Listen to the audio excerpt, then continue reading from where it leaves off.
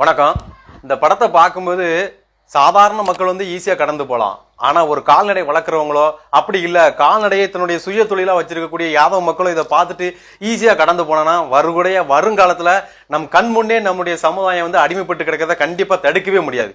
சரி, இந்த படம் எங்க வரைஞ்சிருக்கோம் அப்படின்னு பாத்தீங்கன்னா திருநெல்வேலி மாநகராட்சி பக்கத்துல மேலப்பாளையத்துல தொகுதிக்கு உட்பட்ட பாளையங்கோட்டை தொகுதிக்கு உட்பட்ட மேலநத்தன் ஒரு கிராமம். அந்த கிராமம் பார்த்தீங்கன்னா ஏற்கனவே அதிகமான யாதவர்கள் வாழக்கூடிய ஒரு பகுதியில ஊராட்சி ஒன்றிய துவக்கப்புல வரையப்பட்ட ஒரு அபத்தமான ஓவியம் தான் அந்த ஓவியம்.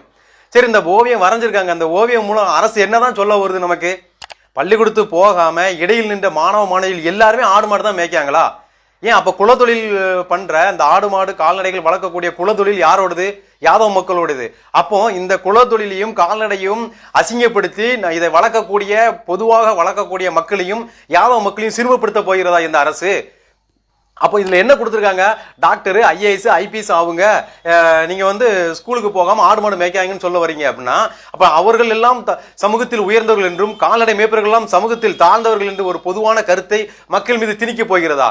சரி, படிச்சு முடிச்சாச்சு, படிச்சு முடிச்சோ எல்லாத்துக்குமே வேலை கொடுக்க முடியுமா இந்த அரசால? கண்டிப்பா முடியவே முடியாது.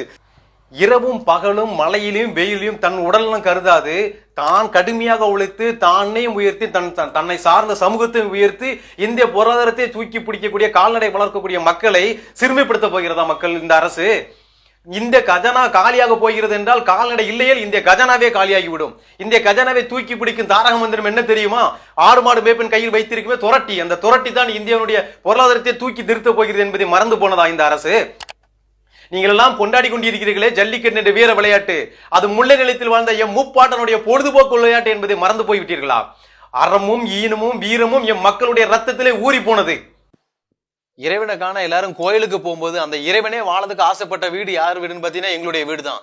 இந்த படத்துல நீங்க பாருங்க, மேலடை இல்லாமல் ஆடு மாடு மேய்க்கக்கூடியவனே மிக அரை நிறுவனமாக வரைந்து அசிங்கப்படுத்தி வைத்திருக்கிறது இந்த அரசு. வஞ்சகம் இல்ல எம் குழந்தைகளுடைய மனதில் கால்நடை வளர்க்கிற ஒரு தொழில் மிக கேவலமான தொழில் என்ற ஒரு நஞ்சை விசைக்கு போகிறதா இந்த அரசு? முதல் சுதந்திர போராட்ட மாமன்னர் மாவீரர் ஐயா அழகுமுத்துக்கோனுடைய நினைவு நாளையே மறந்து போன இந்த அரசுக்கு அதை சார்ந்த எம் மக்களை எப்படி ஞாபகம் வைக்க போகிறது? இதுவரை பிரிந்து கிடந்தது போதும், 1000 குலம் என அனைவருமே ஒன்று கூடுவோம். யாதவ மக்களுக்கு பிரதிநிதித்துவம் தராத எந்த கட்சியும் புறக்கணிப்போம். யாதவர்கள் இல்லாத தொகுதியில் வாக்குரிமையே புறக்கணிப்போம். இந்த ஓவியம் வரைந்தவர், ஓவியம் வரைய சொன்னவர் மீது நடவடிக்கை எடுக்கும் வரை மட்டுமல்ல, 2021 சட்டமன்ற தேர்தலில் யாதவருக்காக குரல் ஒலிக்க யாதவர்கள் சட்டமன்றத்தில் அமரும் வரை நம் குரல் ஒலிக்கட்டும். நன்றி.